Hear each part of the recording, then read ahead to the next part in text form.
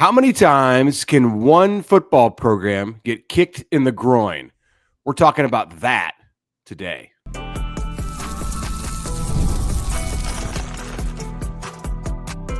You are Locked On Nebraska, your daily Nebraska Cornhuskers podcast, part of the Locked On Podcast Network, your team every day. Good morning, and thanks for making Locked On Nebraska your first listen every day. We are free and available wherever you get podcasts and on YouTube, part of the Locked On Podcast Network, your team every day. And today's episode is brought to you by Gametime. Download the Gametime app, create an account, and use the code LOCKEDONCollege for $20 off your first purchase.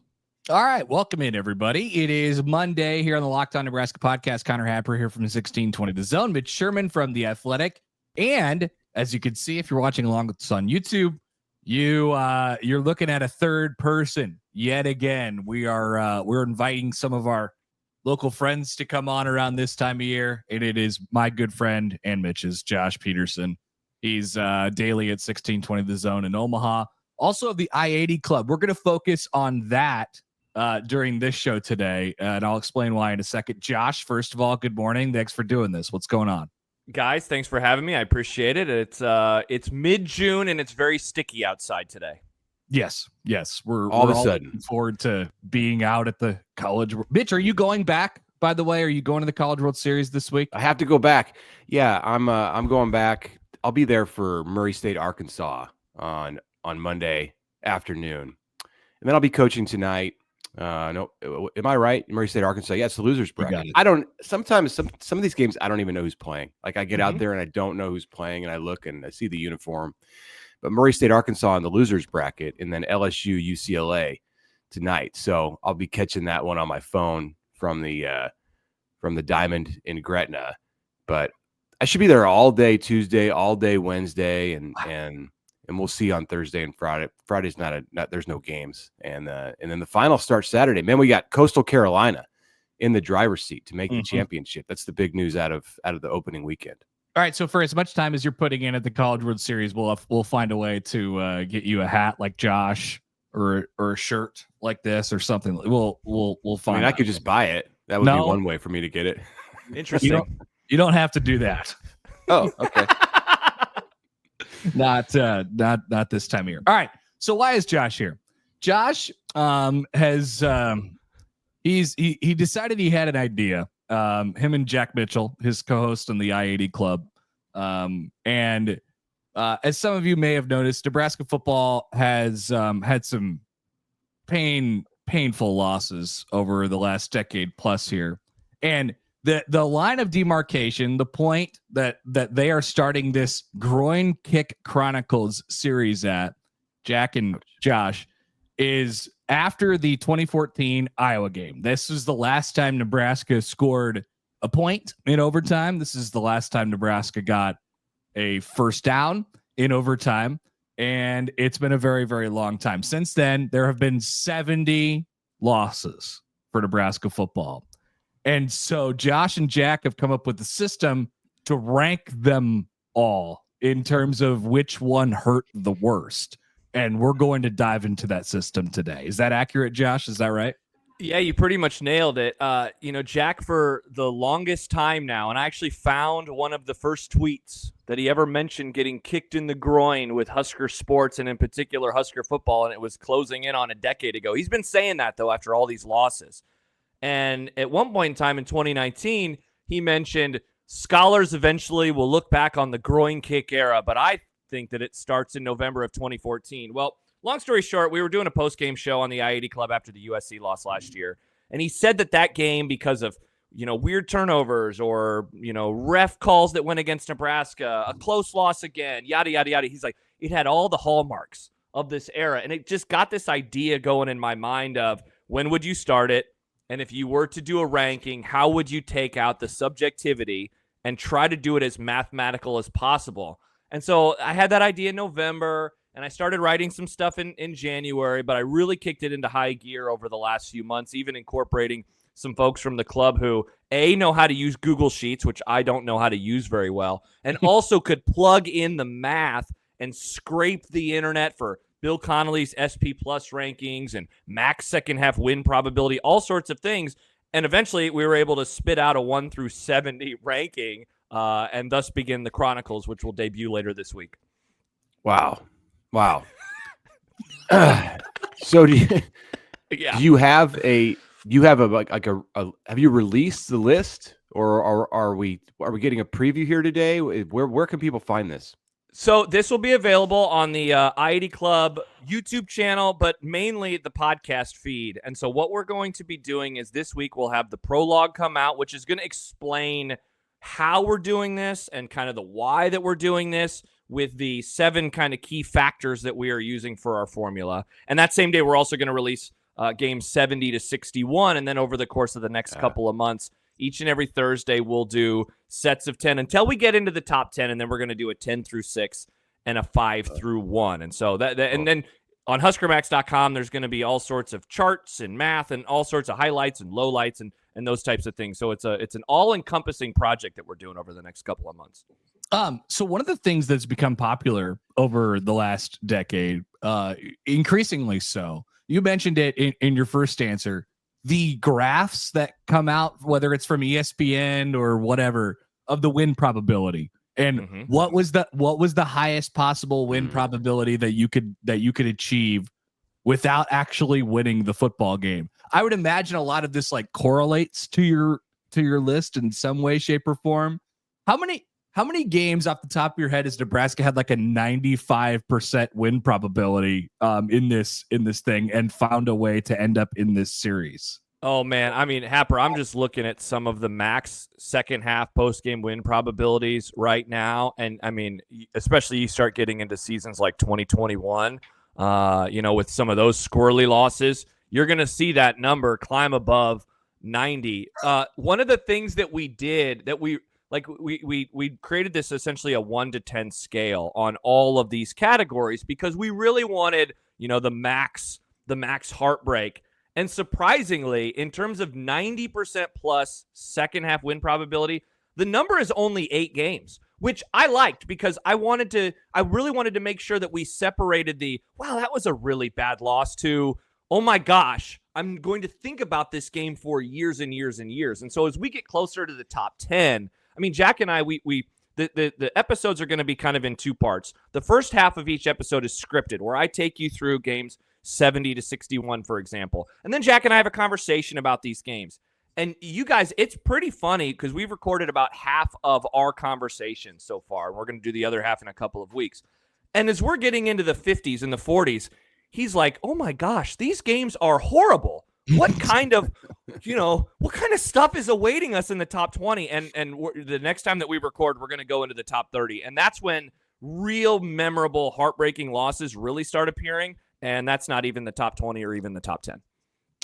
So how do you factor in some of the like non-quantifiable emotions that exist in a lot of these losses, like where it's at in the progression of a failed coaching regime, or perhaps like at the beginning of a coaching regime, thinking of one with the current coach that was kind of painful, that kicked off his regime?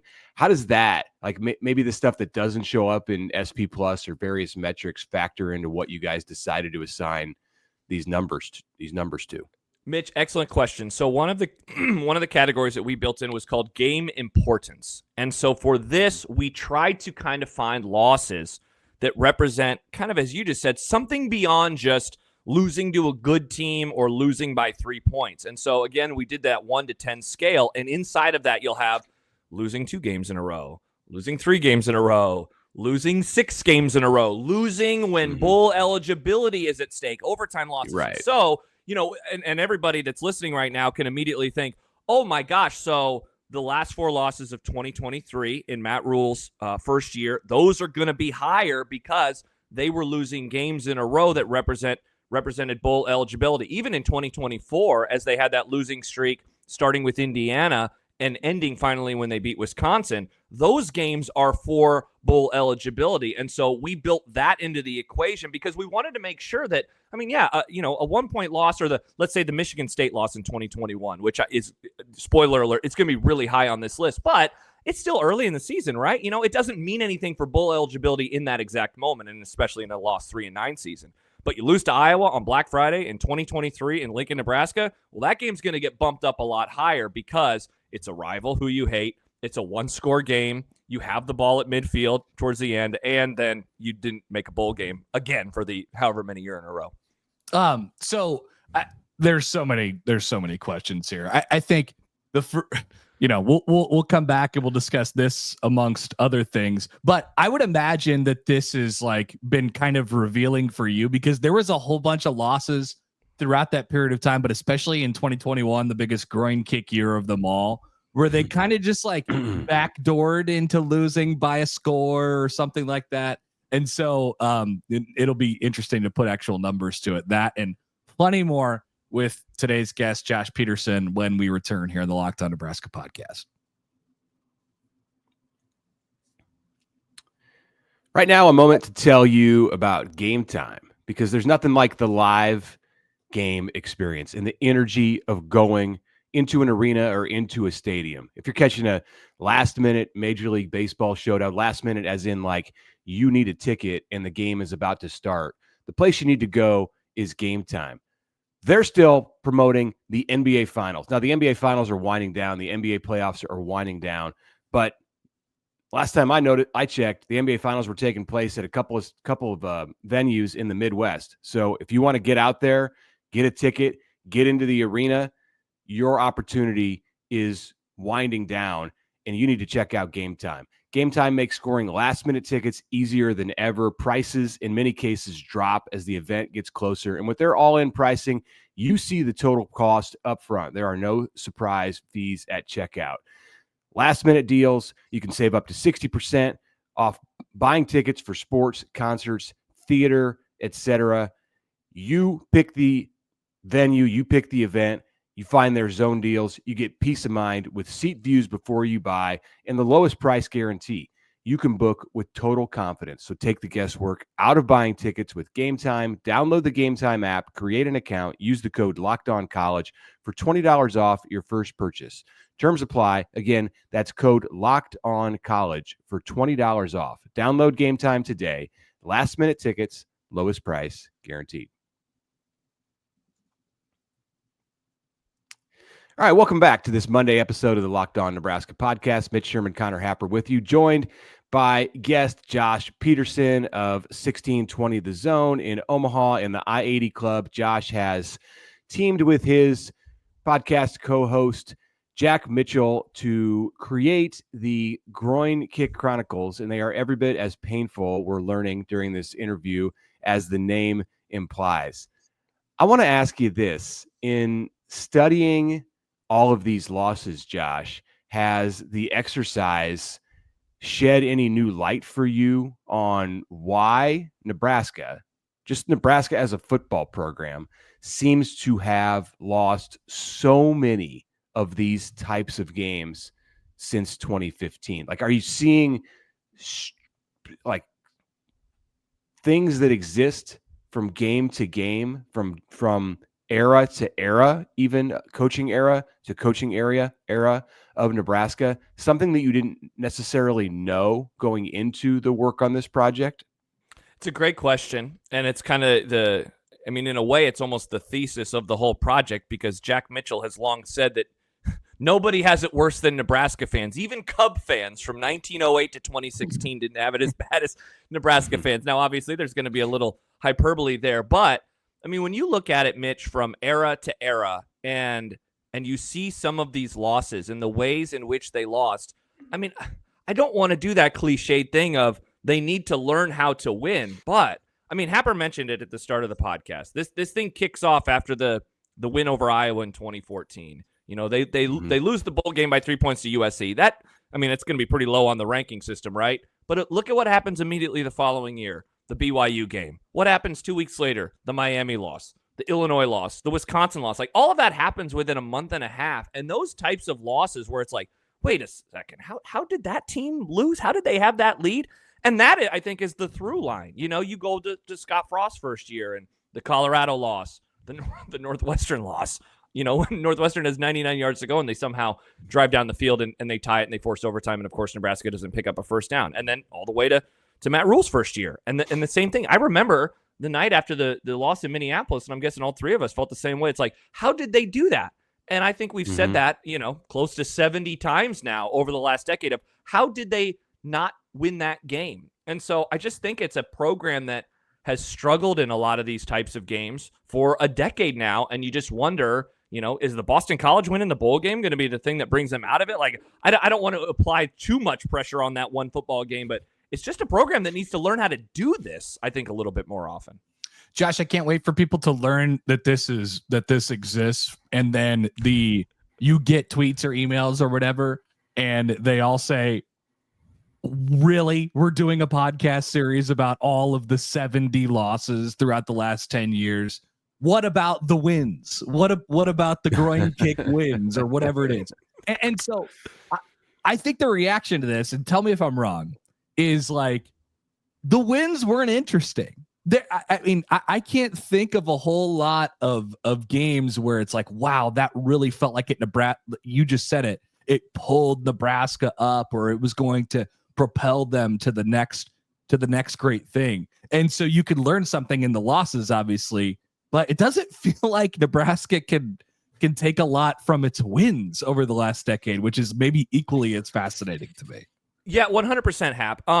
I think as sports fans, and maybe it's just me as someone who, views a glass that has, half water as half empty, but I kind of, I don't know, I get down in the muck as a sports fan, and I want to talk about the painful losses. We're all fans of teams here. You guys are big Royals fans. My team of choice, sadly, is the Dallas Cowboys. I can sit around for 2 hours talking to you about the losses that have hurt me the most and that I still think about all the time. And I imagine that you two can be the same. And the audience of the podcast is the same way as well. Jack Mitchell and I, about a month and a half ago, he was in Omaha. He was going to a concert with his son that night. And we met up for a drink and some food before they set off. And we were kind of telling him about the project. An hour later, we're still talking about, man, this game has to be really high up there, right? And what about this game? What about this game? And it was a great maybe reminder to me that as sports fans, sometimes it's fun to kind of talk about the pain and let people know, man, this game actually hurt me more than that loss did for whatever reason. And so this project is certainly not a let's point and laugh at Nebraska. It's more, we understand the pain. Let's try to put it in a 1 to 70 ranking. And so I imagine that there's going to be some of the blowback. The thing that I'm looking forward to is people saying that the math is wrong and that you're an idiot for having this game at 52. Like, wait for the first 10 games this week. I was stunned at multiple games that showed up. I was super curious. What is going to be number 70? What is the most palatable loss of the last decade? I couldn't believe some of the games that showed up between 61 and 70. And so I hope that people don't view this as Josh just wants to be mean, but more Josh's math is wrong. Like, I think that that's the much more interesting discussion in this entire project. Well, it's hard to dig in deep on Nebraska football and not talk about things that are very painful. That's just the reality of it. And you guys talk about Nebraska football, all week during these off-season weeks, and of course during the season you can talk about what's happening in the season. But it's inevitable that you're going to get to things that are very painful. So as a response to that, Connor and I are going to do a podcast as we follow along your podcast, and we're going to rank the wins. We're going to talk about all 30 of them. It's not going to be even close to as compelling as what you and Jack are doing. I have to think, and I've just been, as you were answering the last question, I was thinking about what would rank number one. And the only one I can come up with is Colorado from last season. That's it. Like, that's it, right? 2016 Oregon, maybe 2015 Michigan State. Yeah. Those are probably the three. Okay. Michigan State was ranked 6th in that great win of the Mike Riley era. That was the best win of 20. What did you say? The 15. Michigan. Okay. Yeah. Even that one was like, oh well, yeah, but Brandon Riley stepped out of bounds, and it only moved them to 4-6. They were 3-6 because remember the week prior they had lost to Purdue, which will obviously make an appearance on my list over the course of the next few weeks. Right? Yeah, I think our list is a lot worse, Mitch. This is a bad idea. People are going to listen a lot more and be a lot more. They're going to get a lot more emotional in listening to what you guys have to say. Yeah, just the Iowa games alone. I'm curious how many Iowa games will take up the top spots on the top 10. And I know you're not going to spill the beans on that, but I'm thinking that there are Black Friday games, multiple Black Friday games that are going to rank high on this ranking. Yeah, I was super curious because there's a few games, and I'll let you know the games that I had been thinking about a lot as I started putting this together. I was super curious about 2021 Iowa, 2021 Michigan State, and then last year's Iowa loss, not to mention some of the other ones. Because those are games that, I mean, you look at the box score of 2024 Iowa, and it seems impossible, that Nebraska has 20 first downs and Iowa has 5, that Iowa over the course of the game has like 4 good plays, and yet they walk Nebraska off on that chilly night. And so I was really interested to see where those games would end up. And so it's also been quite fascinating that along the way you have the 40-10 bloodbath loss in 2016. You have the 56-14 bludgeoning in Mike Riley's last game as a coach. Like the Iowa games have kind of this special tier because most of them are high up, but then you also have these ones that it's like, oh, that's right. They also did lose by 42 points on like a 70-degree Black Friday one time. That was pretty painful as well. What's crazy is, well, first of all, and we should mention too, the 2022 Iowa game, which was a win for Nebraska, is another one that probably deserves mention. Yeah. In the list of wins, just like it would be in the top 10 for sure, maybe the top 5. But I don't want to just short Nebraska. It's lone win against Iowa since this list began. If we did the stupid list, if we did the wins list, it would be like the back end of the top 10 would be like Northern Illinois or something. Be super depressing. Yeah. You're going this the 2018 is the snowy Michigan win? State game. Yeah, that's the one that's the one that Adrian Martinez ranks as his best win. Yep. Which all love to Adrian, like is depressing that's the one. It was a 9-6 game, and that's just the one he remembers most. There were more prolific games for sure. What's interesting also in looking at this is that the 2015 Iowa game doesn't feel to me like it belongs near the top of this chart. But Iowa in that game was ranked 3rd in the country, and Nebraska was trying to get bowl eligible, and Nebraska was trying to ruin Iowa's season. So I just pulled up the box score of that to see how bad was that one really. Because Nebraska lost line. Yeah, Nebraska lost 28-20, and it kicked a field goal at the end to make it a 1-score game. So it wasn't even as close. Yeah, Tommy Armstrong threw 4 picks in that game.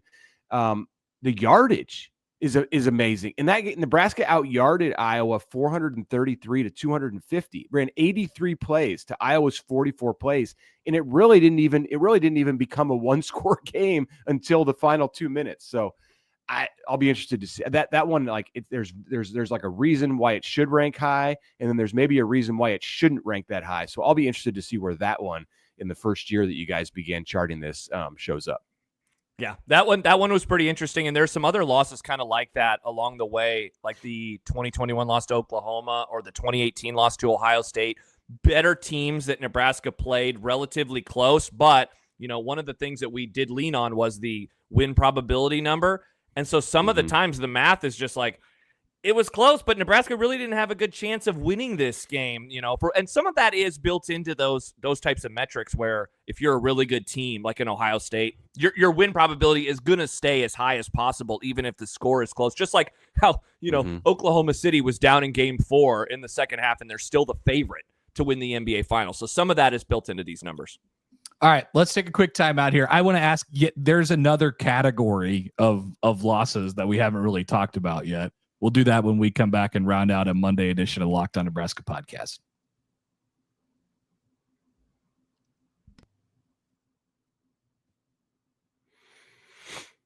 All right, welcome back. Connor Happer, Mitch Sherman, Josh Peterson here with you. Josh of the I-80 Club, 1620 The Zone, putting together the Groin Kick Chronicles. So there's a bunch of games that I'm sure people are thinking about them as they listen to this podcast that come to the top of your head of like, man, that one's got to be right up there. This is the way I felt during that game. And there's some that are obvious. And we've talked about some of those.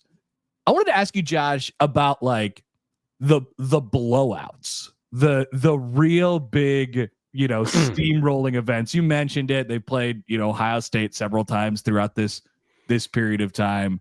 How do you rank those on the scale, given that, I don't know, maybe you thought Nebraska had a chance to win going into those games, but then it became immediately apparent that they weren't going to? I love the question. One of the things that we did with three categories in particular was we kind of had a bell curve in terms of margin of defeat, total yard disparity as well. And so the thing that we wanted to make sure is a 1 to 3 point loss is the worst, right? Like a 1-score loss, but a 1-score loss where a touchdown would have won the game. We wanted that to have the highest rating possible. And we did that as well with like a total yards disparity, whereas if Nebraska has more yards, that game should hurt more, as we were just talking about Mitch bringing up the 2015 loss to Iowa. But we also did want to make sure that like a 62-3 loss, just throwing out a random number, matters and hurts a little bit more. And so there was this kind of bell curve of like a 20-point loss is bad, but it's not the worst that you can have. And so some of those real bad losses, think of the Ohio State game I just mentioned, the Iowa game that we talked about in our previous segment, and a few others. Those games did actually have more weight than, let's say, a 17-point loss to Wisconsin. And the same thing with total yardage. It's the worst thing to have more than 100 total yards and lose to a team. But we also wanted to make sure we represented the times where Nebraska was out-yarded by like 200 yards, And so you'll see inside of the top 30, there are actually 4 blowouts. And when Jack and I record the next group of games, those are going to show up. And losses like the 2018 Michigan game, like those games are really, really bad. And I think that trying to make sure that they were represented and that this just wasn't all right, did they lose by 1 point? Well, that's the worst loss. Did they lose by 2 points? All right, that's the next worst loss. We wanted to make sure that it kind of had like an ebb and flow to it. And I don't know, man, there's something about sitting down to watch a football game and by the end of the first quarter that it's over. As I brought up my Cowboys fandom, the last time they were in the playoffs, they were down at halftime by 4 scores. And it's like, okay, well, this was fun. What a great season. And now it's all over for me. So we wanted to make sure that those games were represented. I can think of 3 Michigan games off the top of my head that were just over instantly. And at least 2 Ohio State games that were over just instantly.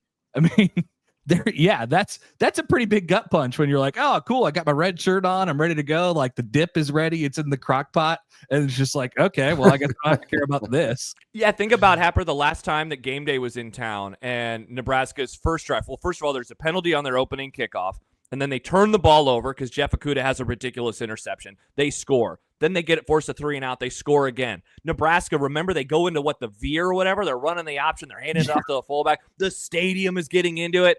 Adrian floats a pass a little too far. Wandale can't get to it. Intercepted by Okudah as he lays on his back. They score 21-0, and the game is toast. And so it's like, well, what do you do with that? So yeah, we wanted to make sure that those types of games had some representation and that they weren't just at the bottom, even if Nebraska was never really in it.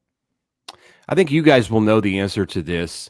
The listeners and viewers, I'll be curious. This is a little exercise for you as I'm going through this list of games. What do these have in common? 2015 Miami, 2016 Wisconsin, 2017 Northwestern, 2018 Northwestern, 2019 Colorado, 2021 Michigan State, 2023 Wisconsin, and 2024 Illinois. Josh, go ahead. Those would be overtime losses, Mitch, where Nebraska fails to pick up a single first down, let alone score a point. Separate from this study that you're doing, how can we explain that?